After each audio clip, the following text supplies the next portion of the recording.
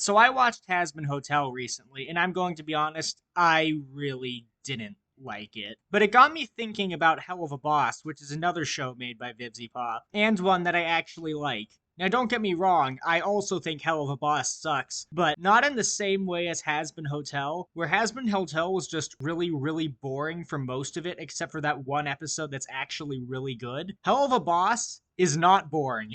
I like to laugh at how incompetent it is and how little sense it makes. I would never call it a good show, but it is a show that I like. So I'm going to make a ranking of every episode. Today we're covering the pilot in Season 1, and I will cover Season 2 when it concludes, but it's not done at the time of me making this one.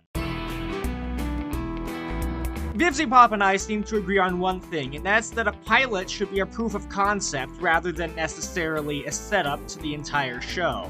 The pilot of Helluva Boss isn't canon, but it does do its job as a pilot by showing you what the actual series is going to be like. Especially with how the only jokes that land in this are the ones that are in the background. And the ones that aren't... Are you gonna crush my musical theater dreams like my dad did? All I see is just my dad's asshole talking to me. This is the most obnoxious thing I've ever experienced in my life. I don't have an issue with the constant swearing the series is known for, but my problem is that the humor tries to be shocking and edgy, which is a paradox because the more you try to be shocking, the more expected it becomes. This pilot thinks that you're a complete idiot and that it needs to explain what each character is to you. She's awful. That clingy rich asshole is on the phone. If I hadn't slept with that privileged asshole... You are a selfish, greedy clown. If I wanted to hear from a spineless jackass, I'd rip out your spine and ask you some shit. I figured you for a slut, but I didn't know you needed dick that bad. This pilot also doesn't really have a plot and is more of just a series of extremely loosely related gags, so it doesn't have much staying power.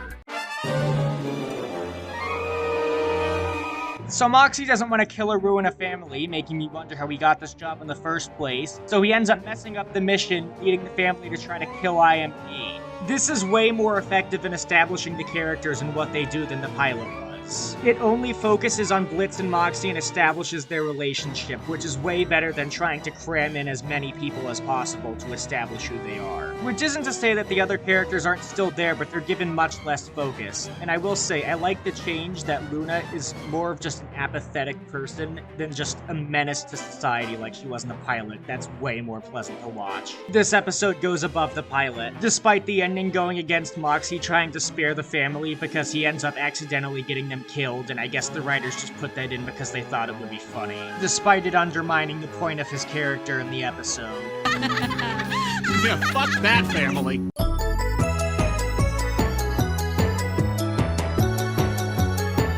Stolas is taking his daughter Octavia to a rundown theme park called Lululand. He hired IMP to be their bodyguards, even though he clearly did this so that he could flirt with Blitz the entire time. This leads to Octavia getting mad and storming off, so she and Stolas have an emotional reconciliation about how, despite the relationship problems he has, he's not going to abandon her. Which is great. This all works great. The problem is that we have to deal with the rest of the episode as well. Now, obviously, Blitz's inclusion here is justified since Stolas trying to flirt with him is what ends up leading to the emotional reconciliation between him and Octavia. Plus, it's set up that he has a past with a character called Fizzaroli. But Millie and Moxie are just here to fill time. The plot with them is just a worse version of the carnival scene from Despicable Me, and it doesn't have a meaningful or funny ending, like the aforementioned scene from Despicable Me. I'm putting Lululand above the pilot and murder family, but it focusing on so many characters hinders it a lot.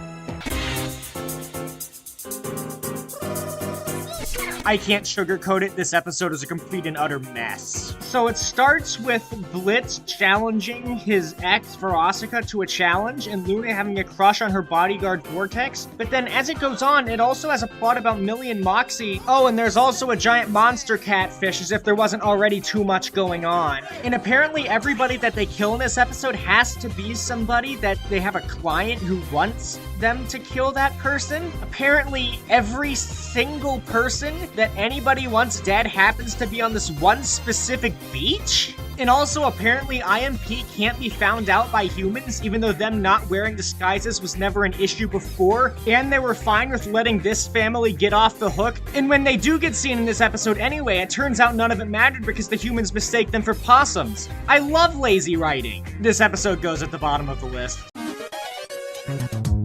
IMP are hired to kill a man who accidentally made himself old using a machine intended to stop or reverse the aging process.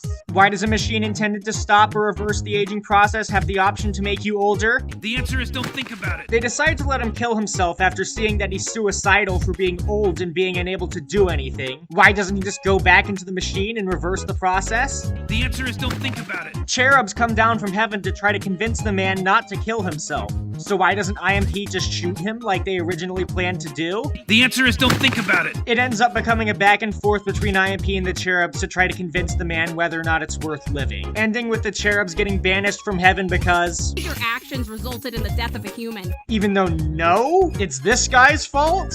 You did our job for us. What are you talking about? So if it isn't clear, this episode doesn't make any sense whatsoever. So you'll be surprised to hear that it's my favorite one so far.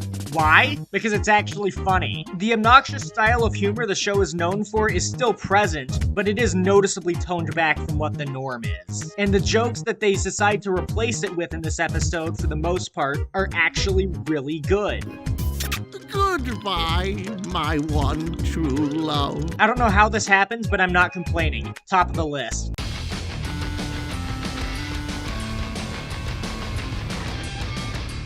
A third of this episode is just the characters standing around talking to each other, and it's just as boring as it sounds. The only thing worth noting about it is that it introduces Stryker, who's Stella, Stolas' wife, hired as an assassin to kill him. That's it. Bottom of the list.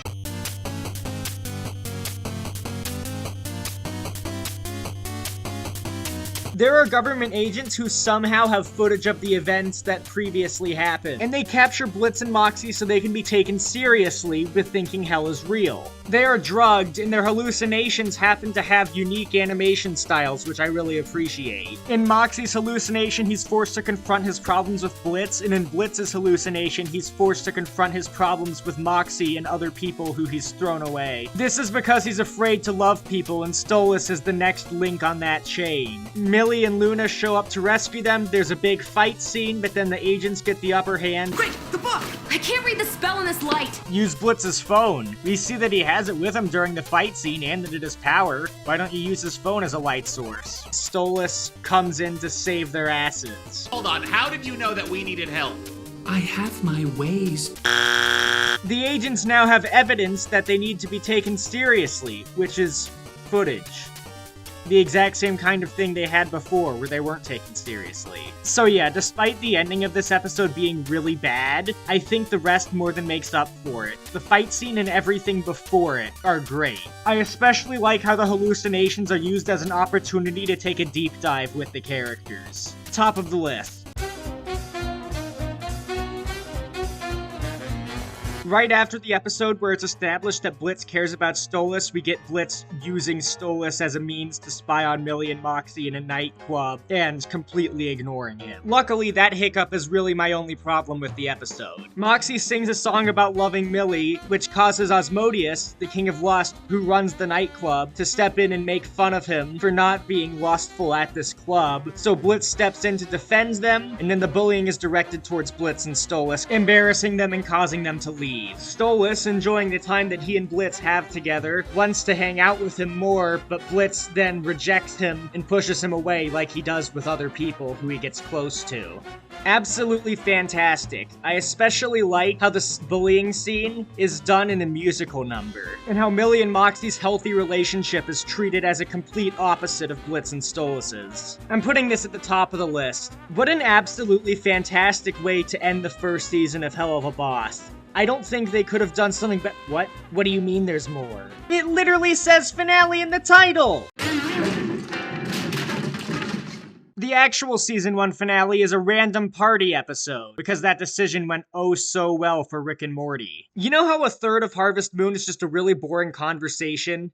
Well, that's this entire episode. Am I supposed to like it because they got Kesha to guest star in it as- Hey, I'm what you need. What the heck is that? I have no idea what I'm looking at. What is this mess of random colors and anatomy? Is she a fennec fox, a bee, or a lava lamp? Oh, and by the way, Kesha only does the speaking part, not the actual song. Why did we even come? It ends with Luna, a character who's barely been in the show anyway, telling Blitz that she'll be there for him and Blitz being sad, which is the same thing that Ozzy's left us with. So this episode is just completely pointless. They also ended on a joke to mess up the tone even more than they already did. Bottom of the list, absolute garbage. The episode even hates me back. Look what it does here. So yeah, Helluva Boss Season 1 is kind of a mess. It doesn't really know what it wants to be, but that's why I like the show. It's such an incompetent disaster. Okay, good night. Get the fuck out.